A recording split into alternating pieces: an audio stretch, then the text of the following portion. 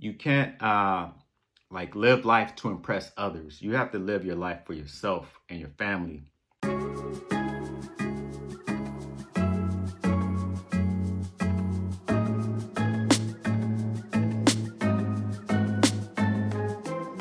Hope that I'm blessed. Heartbeat in my chest. Won't fold, won't stress. I get my best. What's good? What's good? What's good, people? Thank you for coming back to my channel. Thank you for watching my videos and supporting, even if you only watched a piece of the video or you just here to watch my videos from Africa. Hey, it's fine. But I just want to talk about a subject right now, and it's a subject about impressing people. Well, it's our need as people to feel the need to impress other people. And we want to impress other people because we need validation. We need admiration. We need the cosign from other people. We want to show that we're the smartest, the toughest, the richest, the coolest, the hippest, the most, I don't know, the calmest, the the most whatever. I don't care who you are. Like you've had a want to impress somebody or a group of people at one time in your life, and a lot of us are still doing that in our 30s, 40s, 50s, even 60s. It never goes away. But if you think about it, the way that, I don't know, certain people like billionaires, right? So billionaires, they got the riches on riches, stacks on stacks, and racks of money. They got the mansions, the helicopters, the private jets, all of that. And even those people, once you get to a certain level, you're not really trying to impress people because you already got it. You got it in your pocket, so you don't feel that need.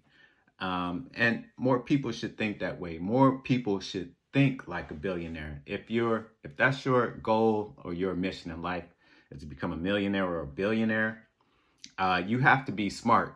Especially, you have to be smart in the way you spend your money, and you can't like live life to impress others. You have to live your life for yourself and your family. So we all have this need to impress people, right? And one of the ways we do that, now I don't know about any other countries, but I'm speaking strictly from the West, Western standards. It's probably everywhere, but I only know what I know. So what I've seen.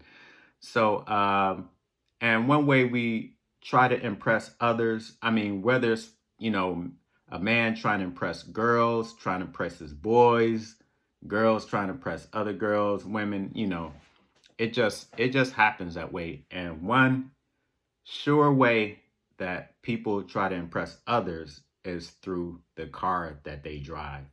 Yes, people will buy cars based on how they look and the reaction they'll get from others. People think that cars are a status symbol. People think that cars indicate your wealth. People think that cars tell others about how you live, how you're doing in life.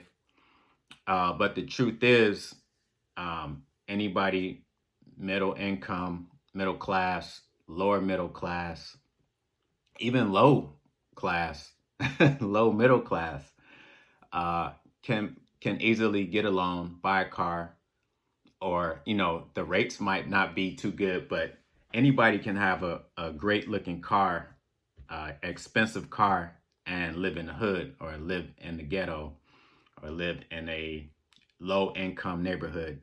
And that's where you see it a lot. You see like low income people pushing these nice, expensive luxury model cars.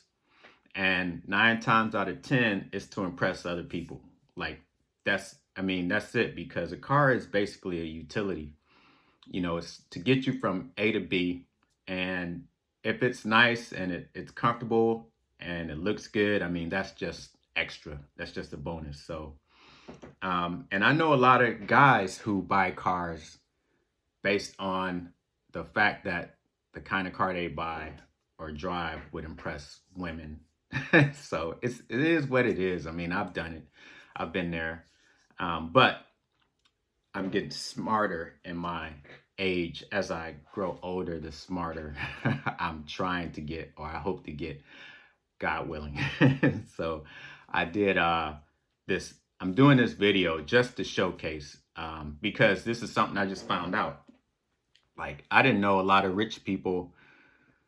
Well, I kind of did know a lot of rich people, a lot of billionaires and millionaires drive really inexpensive cars, because at that point, when you have a lot of money in the bank, you don't have to show it off. You don't have to be flashy. You don't want to be a target, basically.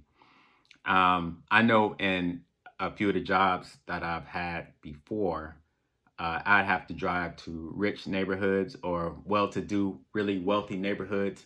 And, you know, mansions, there would be, you know, houses upward of 700 to, you know, a couple million in worth and value.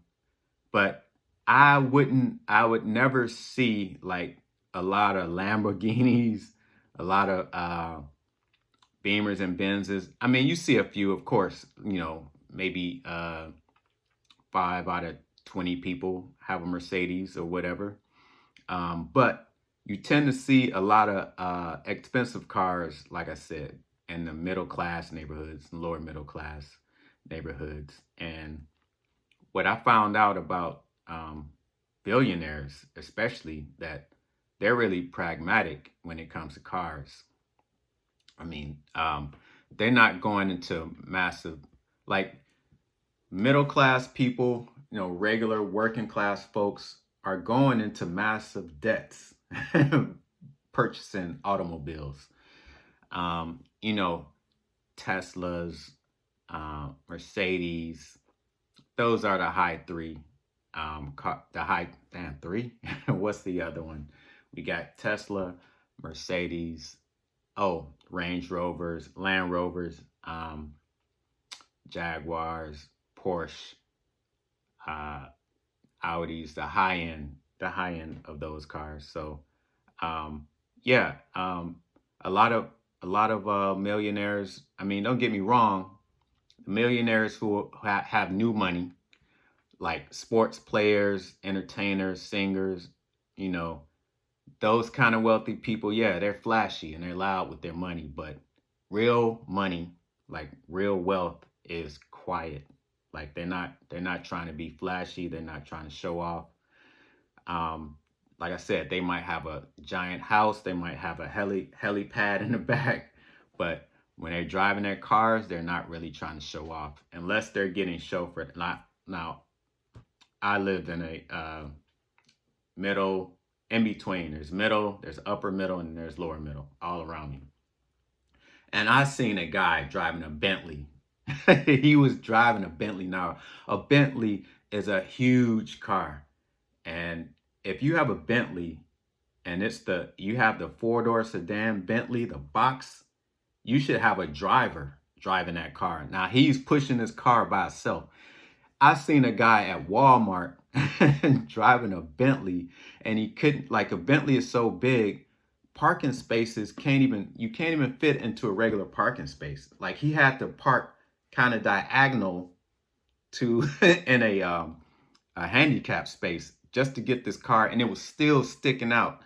So, like, people are just, I don't know, people are crazy, especially in America. Speaking of America, current trend among wealthy people, well, I won't say current trend, but one of the trends among wealthy people is to drive mainstream cars. Like I said, they want to fly under the radar.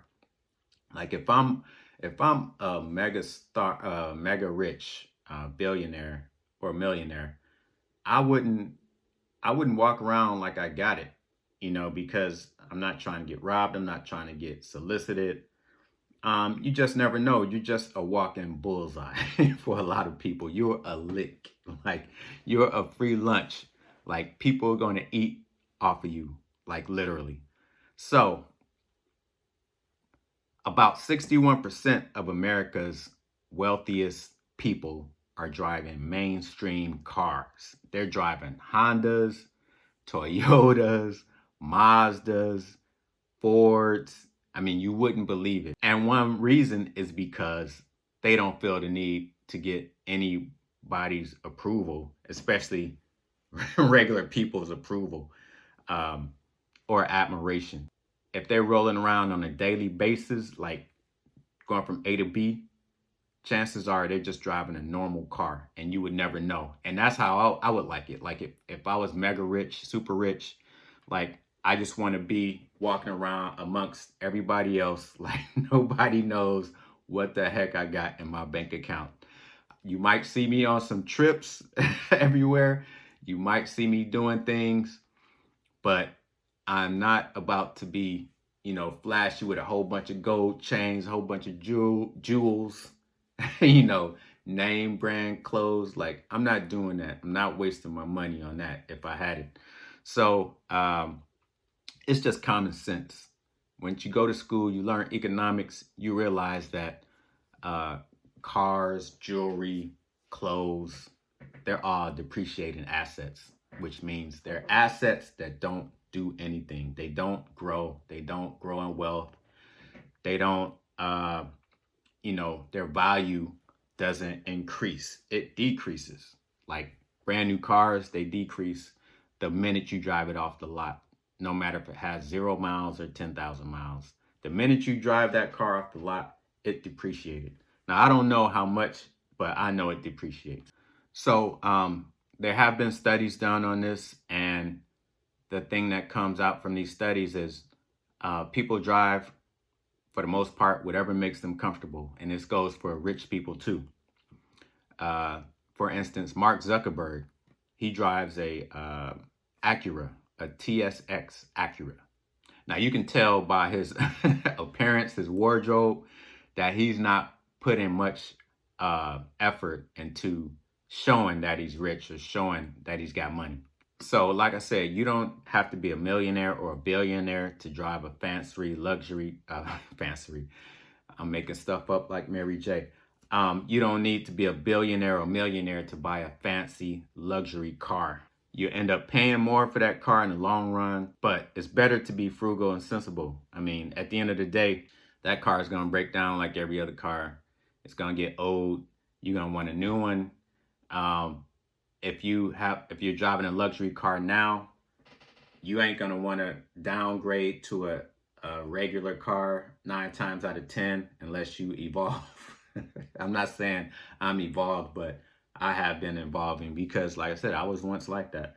I had to have the newest this and that. I had to have everything that was new. So the reason Mark Zuckerberg, well, not the reason, but he even said that the reason he drives an Acura is because it's sensible, it's safe, comfortable, and it's not ostentatious. So if you don't know what ostentatious means, it means like it's not like, it's kind of like a peacock, how it's loud, it's showing all its colorful feathers. It's not like a loud thing that just calls attention. Hell, even Jeff Bezos, the CEO of Amazon, he drives a Honda Accord. So now we're about to get into the cars that 9 billionaires drive, which you won't believe it, because I didn't believe it and I still don't believe it, but it is what it is. Okay, first up, we got Michael Bloomberg, former mayor of New York, presidential candidate. He ran against Trump, I believe, or right after Obama. And he's worth about $62 billion with a B dollars. He drives a Chevy Suburban. That's a CIA Secret Service car also, but he drives a Chevy Suburban. Now you can get a Chevy Suburban for like $60,000 brand new. With all the bells and whistles, it might be 80. But or you can get one for 40 or 30. But a Chevy Suburban. Now you wouldn't think Michael Bloomberg, ultra rich, mega rich, who funded his own presidential campaign, drives a Chevy Suburban. Okay, so next we have Sergey Brin, and he is one of the co-founders of Google, right? He's worth about $54 billion with a B. And he drives a, can you guess? A Toyota Prius. And then we have Larry Page. He is the other founder of Google with Sergey. He's worth about $55 billion. And he drives a Toyota Prius. And next we have Mark Zuckerberg. Everybody knows him. Like we just spoke of, the founder and CEO of Facebook and probably Instagram and all that stuff. He's worth over $60 billion, and he drives an Acura TSX, like we talked about. We got Steve Ballmer. Now, this is the CEO of Microsoft, or I don't know if he still is, but he was, yeah, he's a former CEO of Microsoft, and he's the current owner of the LA Clippers basketball team, NBA team. He's worth about $40 or $42 billion, and he drives a Ford Fusion hybrid. Now we got Jeff Bezos. You know who he is. He is the beloved founder of Amazon. He's the chairman now. He's worth over $150 billion, and he drives a Honda Accord. We got Jack Ma. He is the co-founder of Alibaba. He's a Chinese billionaire. He's worth like $35 billion. He drives this Indian made car, RX-5 SUV. We got Jim Walton, owner of Walmart. Now, he is currently the heir of Walmart through his parents. That's the world's largest retailer. And he's the 17th richest person in the world. And he drives a Dodge Dakota. He's worth about $50 billion. And then we have at number 9, Paul Allen. Now, he's the co-founder of Microsoft and childhood friend of Bill Gates.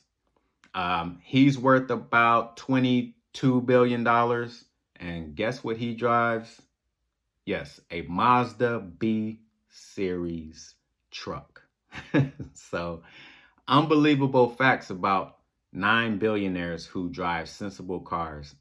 Like I said, they're not just trying to impress people, and neither should we. Like, we shouldn't really be going into debt just to impress people and get the admiration of others. We should be more sensible as people with our money, sensible in what we drive. You know, if we think this way, a lot of these car prices would especially go down drastically, and we'd have a lot more money in our bank account, and we'd probably be happier instead of being in debt. All right, so that was it for this video. I just wanted to get into the kind of cars that billionaires drive. Now, like I said, to preface the video, which I should have did, I'm not saying that these are the only cars they have. I'm not saying that they don't own like multi-million-dollar mansions, yachts, boats, helicopters, private jets, but it's just interesting to know that these billionaires, and then we can't forget Warren Buffett. I mean, he's a billionaire and he drives like a Cadillac CTS to this day. It's like a 2012. And he's one of the richest people in the world too. So with that being said, thanks for watching this video, and I hope you come back and check out more of my content. Peace and stay decent. No, I won't stop. Game plan, I plot too hot, can't stop. Next stop, the top. Hope that I'm